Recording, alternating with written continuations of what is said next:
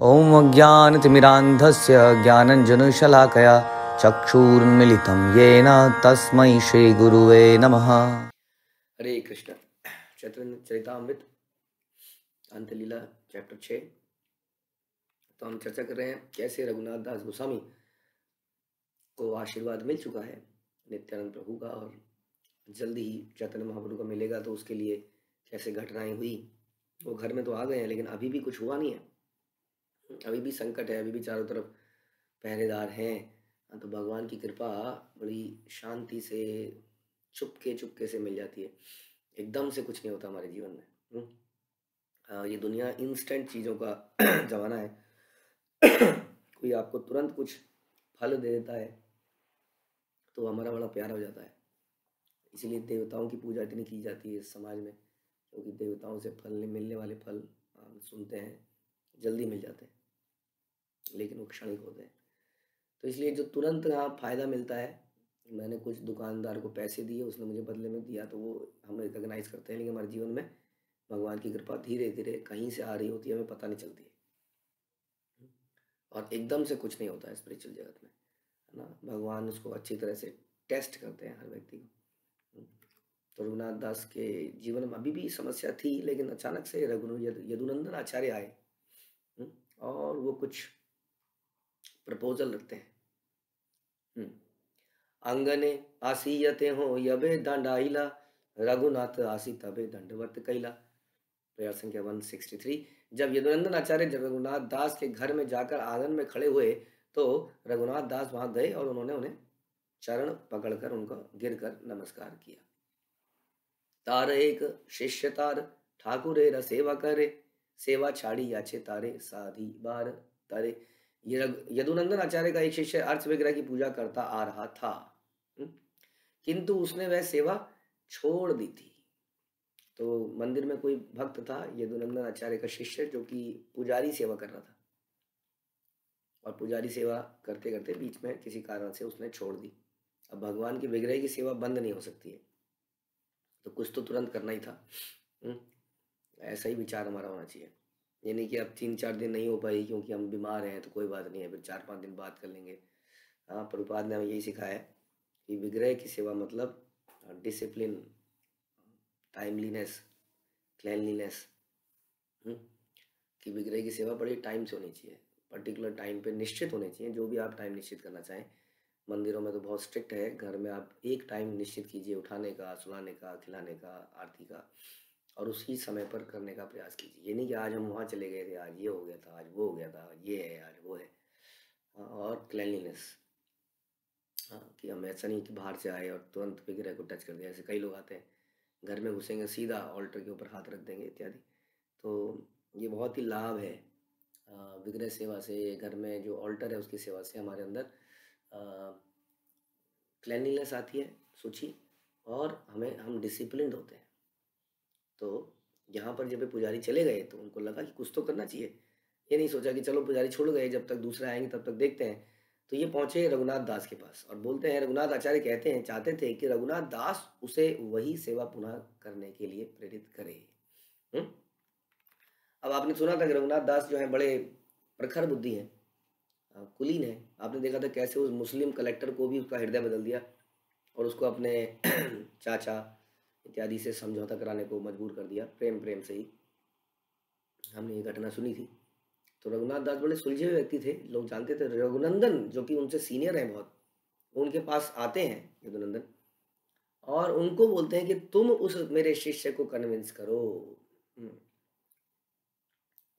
ये वैसे दुखद स्थिति है कि हमें किसी अपने जूनियर को कन्विंस करना पड़ता है, बहुत ही दुखद, क्योंकि हमारी ईगो इतनी ज़्यादा है ना, क्या करें, किसी न किसी कारण से रोज़ टूटती रहती है।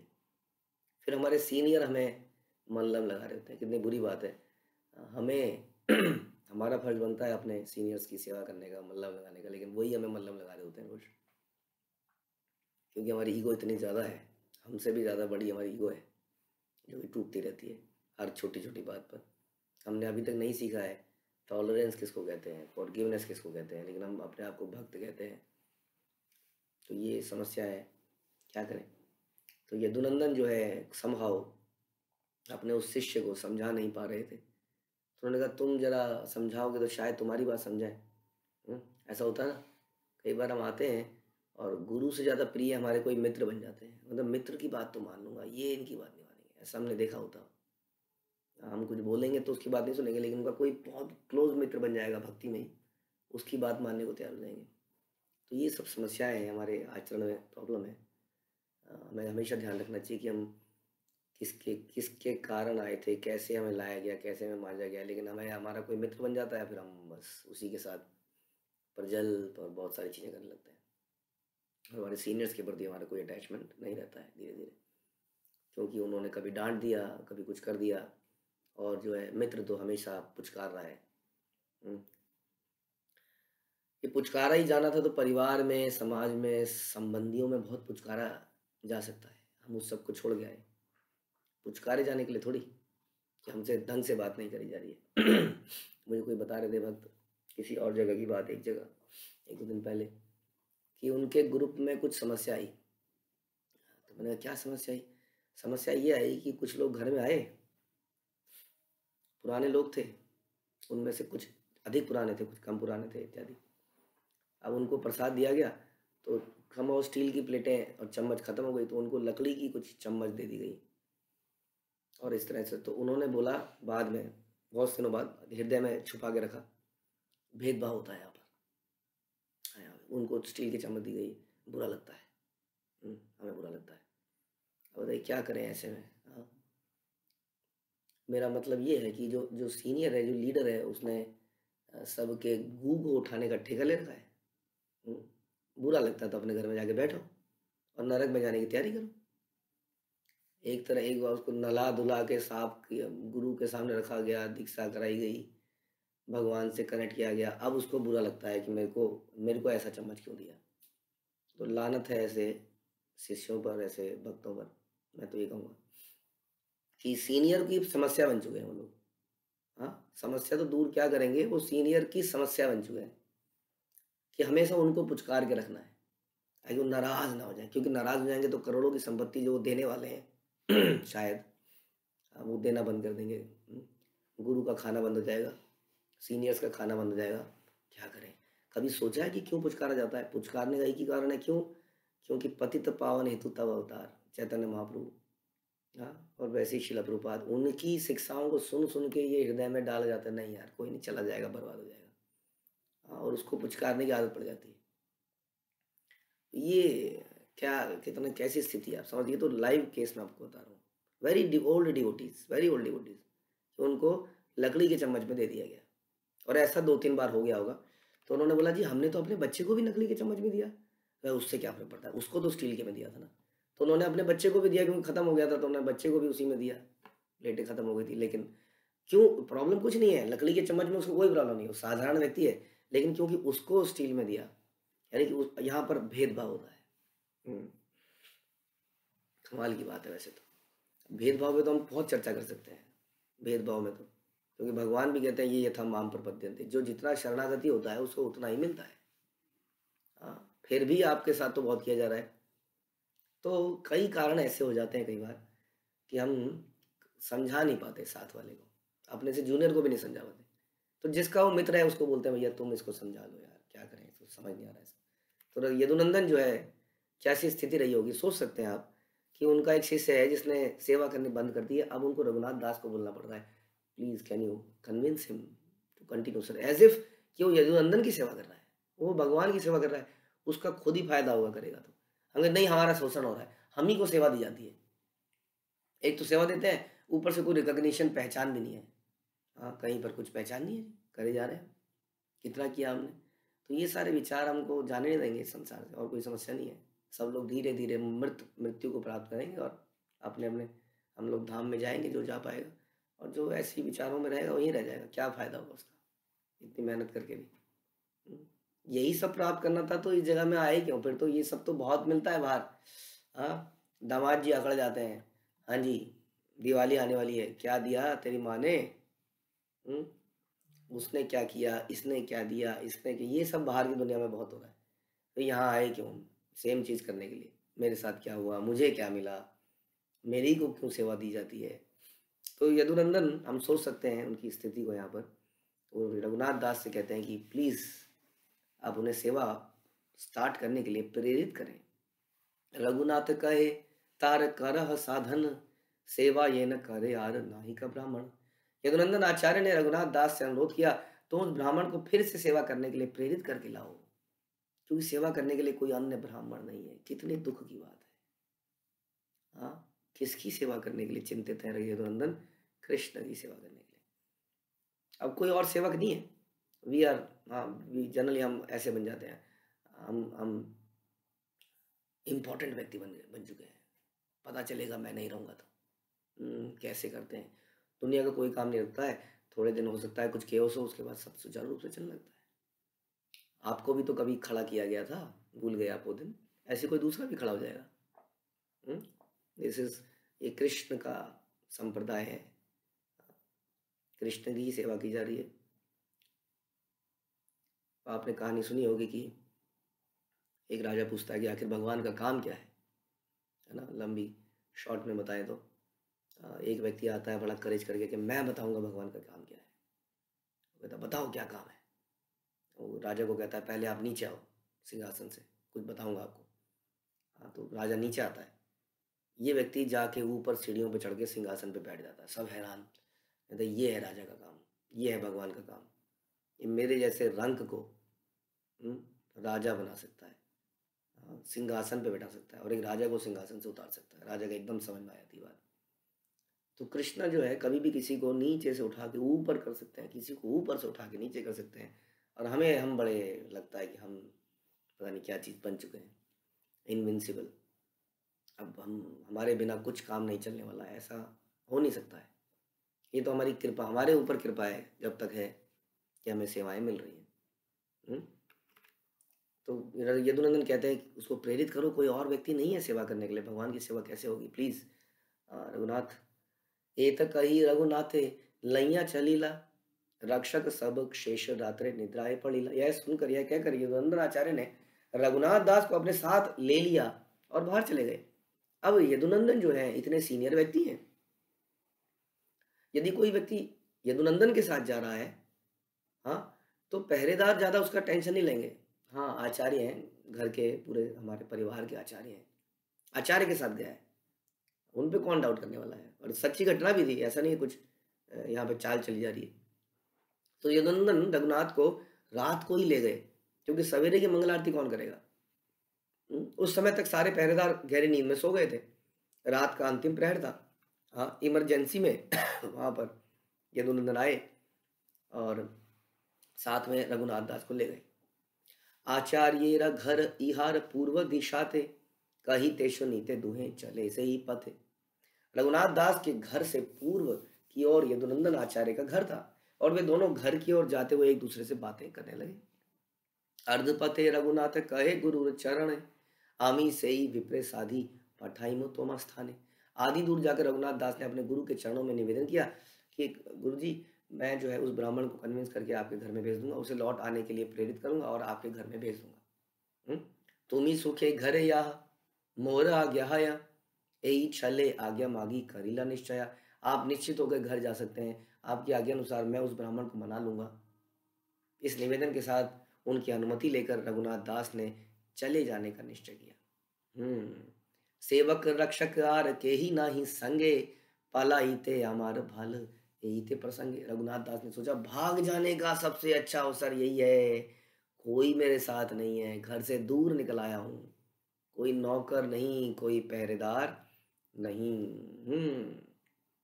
तो ये है, ये सोचने का विषय है। अब कोई ये भी सोच सकता है कि नहीं, ये तो धोखा दे दिया उन्होंने। हाँ, तो हम पहले भी चर्चा कर चुके हैं, सच्चाई, मॉरलिटी, धोखा, अगर हम अपनी इंद्रिय तृप्ति के लिए करते हैं कोई वस्तु तो वो पाप है, लेकिन हायर पर्पस के लिए। आप जानते हैं रघुनाथ दास गोस्वामी की वजह से ही हम ये चैतन्य चरितामृत सुन पा रहे हैं आज की डेट में, क्योंकि यही थे जो स्वरूप दामोदर के निजी सेक्रेटरी दास बने। स्वरूप दामोदर की एक अच्छी आदत थी कि वो चैतन्य महाप्रभु की हर घटना को लिख लेते थे डायरी में, जो भी दिन भर की घटनाएं होती थी, और वो डायरी को वो पढ़ते थे साथ में रघुनाथ दास के। और रघुनाथ दास गोस्वामी ने जब वो वृंदावन में अंत में वापस आए तो ये सारी चीजें सुनाई वो नित्य चैतन्य लीला करते थे। राधा कुंड के पास में उन्होंने अपनी कुटीर बनाई, भजन स्थली आज भी है, उनकी समाधि वहाँ पर है। तो वहाँ पर और कृष्णदास कविराज उनके शिष्य बने और उनसे सुना और उन्होंने हमें चैतन्य चरितामृत प्रस्तुत करी। रघुनाथ दास की गोस्वामी के जीवन के बारे में जब हम सुनेंगे आगे, इतना तपस्वी और इतना वैरागी जीवन और किसी का नहीं हो सकता है जितना रघुनाथ दास ने जिया, जो कि आगे पता चलेगा। इसलिए इन्होंने जो भी कार्य किया वो एक बहुत ही उच्च पर्पस के लिए था। हाँ, उन्हें नित्यानंद प्रभु की कृपा प्राप्त थी वास्तव में। इसलिए वैष्णवेर क्रिया मुद्रा विज्ञ न हो जाए, यानी कि वैष्णवों की जो क्रियाएं हैं, जो मुद्राएं हैं, जो एक्टिविटीज़ हैं, वो हमारी समझ के परे हैं। इसलिए हमें उनको एनालाइज नहीं करना चाहिए कि क्या ये सही है, क्या ये सही कर रहे हैं, क्या ये गलत कर रहे हैं, it's none of my business. मैं क्या कर रहा हूँ उसी से अभी उसमें इतनी समस्याएं हैं मेरे कार्यों में। कौन क्या सही कर रहा है, कौन गलत कर रहा है, वो हम क्यों एनालाइज करें, जैसा कि हम अक्सर किसी भक्त की चर्चा करते रहते हैं।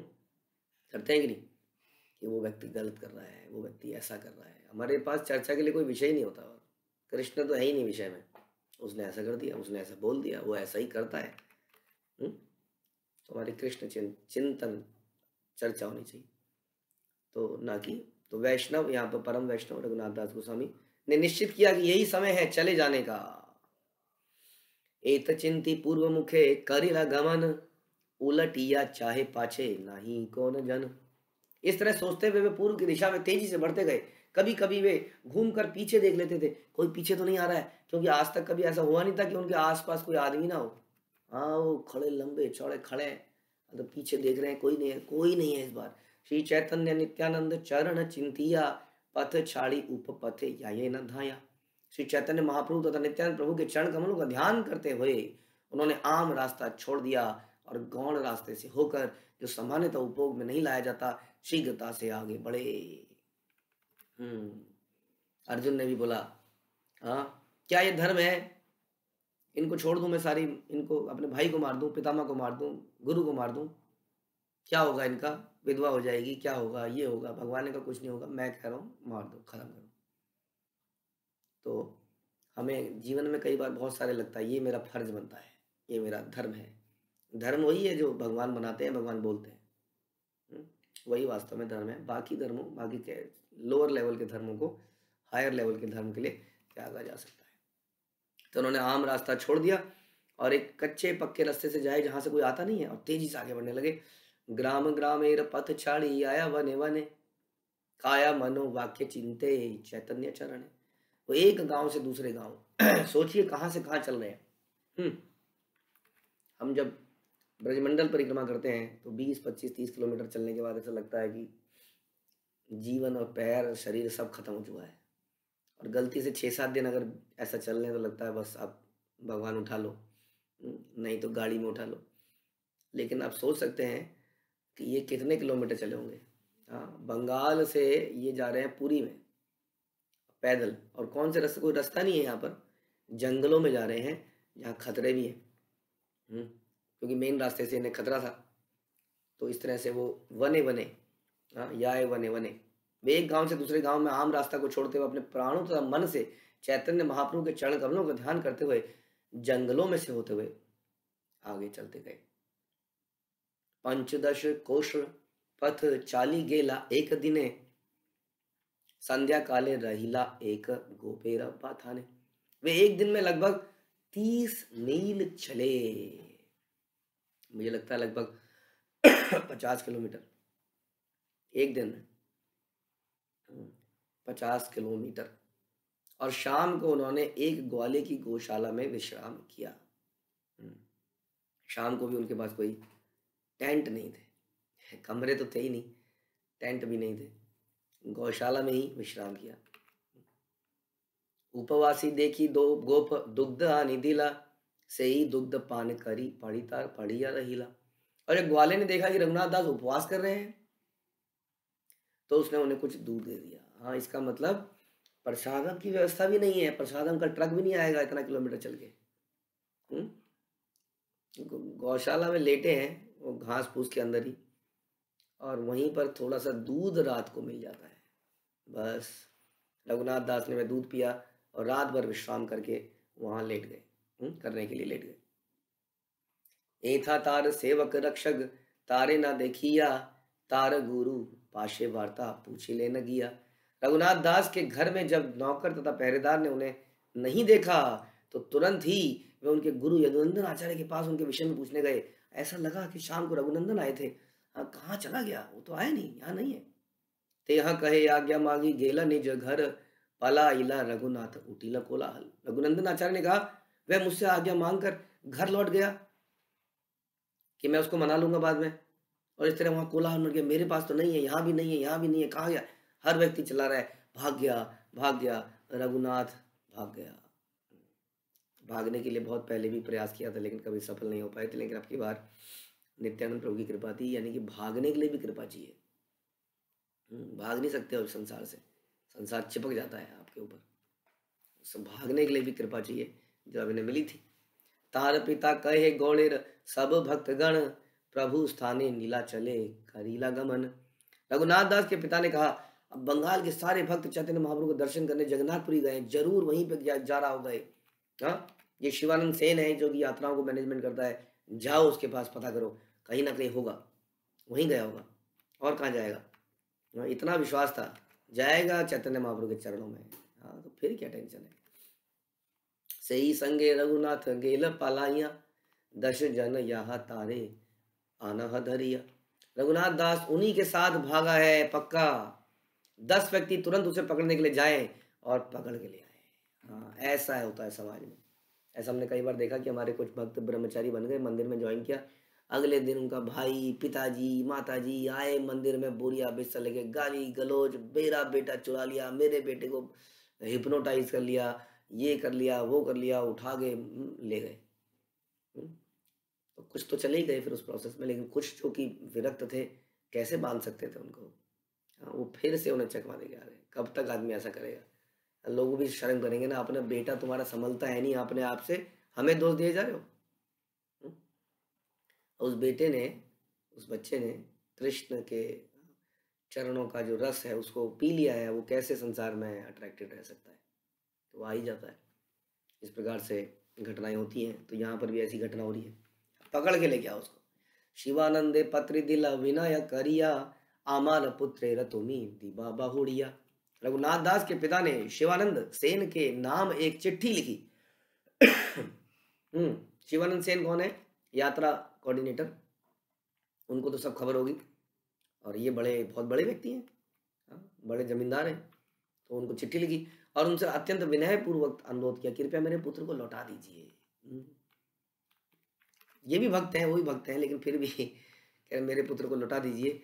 झांकरा पर्यंत गेला से ही 10 जने, झांकर राते पाइला गया वैष्णवे रगणे। झांकरा में 10 व्यक्ति वैष्णव की एक टोली के साथ हो गए।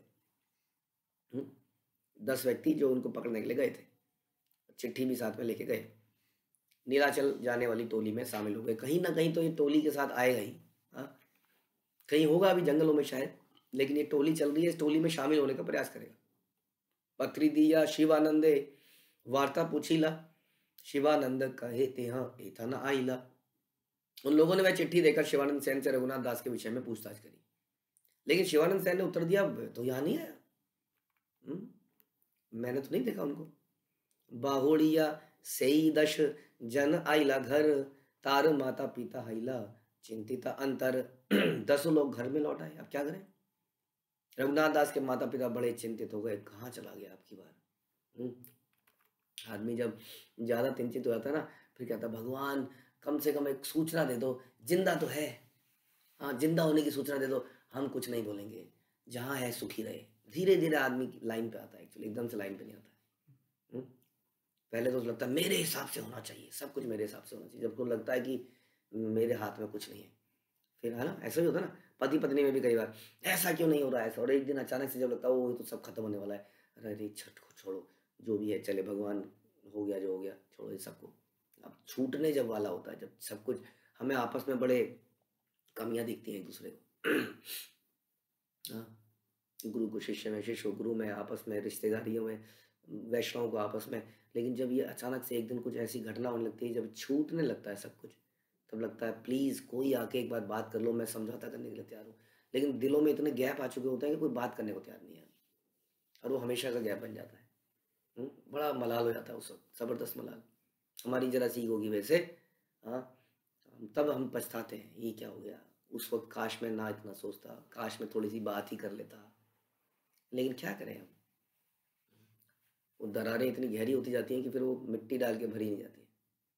इसलिए अपने ईगो को त्याग देना चाहिए। हाँ, क्योंकि ये जो वैष्णव रिश्ते हैं हमारे, ये बड़े इम्पोर्टेंट हैं।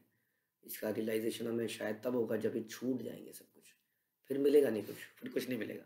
फिर हम रोएँगे, कोई बात नहीं आपने जो भी किया था, भगवान जो किया था मैं सब भूलने को तैयार हूँ, लेकिन फिर कुछ नहीं हो पाएगा उसके बाद। हुँ? तो अब रघुनाथ दास का कुछ पता ही नहीं चल रहा है, गया कहाँ? कम से कम भगवान के चैतन्य महाप्रभु के पास रहता तो हमें उसकी खबर तो मिलती रहती। महाप्रभु के शरण में रहता, अब तो पता नहीं कहाँ गया है, उनके पास भी नहीं गया है, पता नहीं कहीं ज़िंदा है या हुँ? ये सब विचार दिमाग में चलते हैं फिर। तब आदमी सोचता है कोई नहीं यार साथ में था। कोई बात नहीं हमने इतना क्यों बोल दिया? कई बार ऐसा होता है ना। हुँ, अभी कुछ समय पहले हमें किसी ने बताया कि एक पिताजी ने अपने बच्चे को डाँट दिया बड़े ज़ोर से, क्योंकि वो कुछ गड़बड़ करके आया था, पता नहीं शराब-वराब पीता था या क्या था। घर आया तो डाँट दिया, बहुत ज़ोर से डाँट दिया। बोला अंत में, "मर क्यों नहीं जाता तू? इससे अच्छा तो तू मर जाता।" और वो लड़का रेलवे पटरी में जाके रेल के आगे खड़ा हो गया, मर गया। ये सच्ची घटना है, लगभग 1 महीने पहले की, किसी ने हमें बताई। वो मर ही गया वो। अब ये सोच-सोच के परेशान है और वो पिताजी पागल हो गया उसके बाद। लिटरली पागल हो गया क्योंकि वो सोच रहा है मेरी वजह से मर गया, मैं अगर ये बोलता ही नहीं तो। हाँ, तो ऐसी घटनाएँ हो जाती हैं देखिए। हुँ?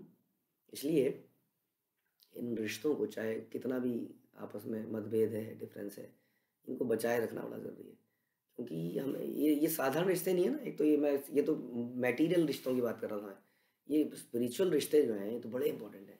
क्योंकि ये कृष्ण हमसे बड़े प्रसन्न होते हैं, जब हम वैष्णव को अपनाते हैं। हुँ?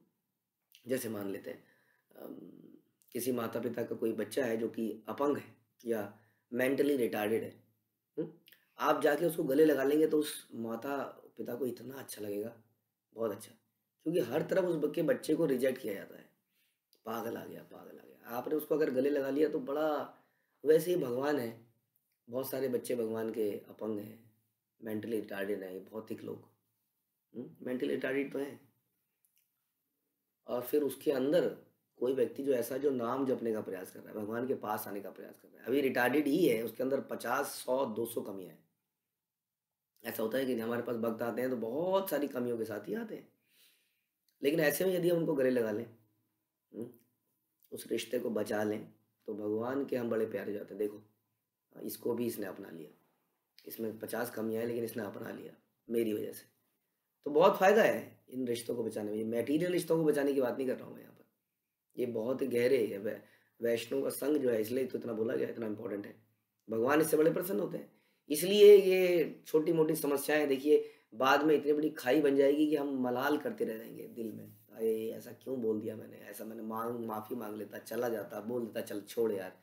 लेकिन हम बोल नहीं पाए और ऐसा हो गया। अब यही समझ में आ रहा है, रघुनाथ कहाँ गए तुम रघुनाथ? एथा रघुनाथ दास प्रभाते उठिया, पूर्व मुख छाड़ी चले दक्षिण मुख हैया। रघुनाथ दास जो ग्वाले के घर में विश्राम कर रहे थे, प्रातः काल जल्दी उठे और पूर्व दिशा में जाने के स्थान पर उन्होंने अपना मुँह दक्षिण की ओर मोड़ा और बढ़ने लगे। इन्हें भी पता था ना कि कहीं न कहीं मुझे पकड़ा जा रहा होगा, ढूँढा जा रहा होगा। तो ये बड़े अनप्रेडिक्टेबल रास्ते अपना रहे हैं। हुँ, बिल्कुल प्रेडिक्टेबल रास्ते से नहीं जा रहे हैं, जगन्नाथपुरी का ये रास्ता है, अच्छा ये रास्ता है, इससे नहीं जाऊँगा, यहाँ से जाऊँगा, घूम के पहुँचूँगा। हुँ, तो ये जाना था पूर्व दिशा में और दक्षिण की तरफ इन्होंने मुँह मोड़ लिया। छत्र भोग पार हैया छाड़िया शरण कुग्राम दिया दिया करिल प्रयाण। छत्र भोग पार करने के बाद वे आम रास्ते में से ना जाकर ऐसे रास्ते से गए जो एक गांव से दूसरे गांव होकर जाता था। गांव जाते रहे। बिल्कुल उन्होंने मेन रास्ता अपनाया नहीं। हम्म, छोटी मोटी पगडंडियां, छोटे मोटे नदी नाले उनको टाप के इधर उधर करके पहुंचते गए। अब इन रास्तों में दिक्कत ये है कि रास्ते में कोई ढाबा या कुछ मिलेगा नहीं।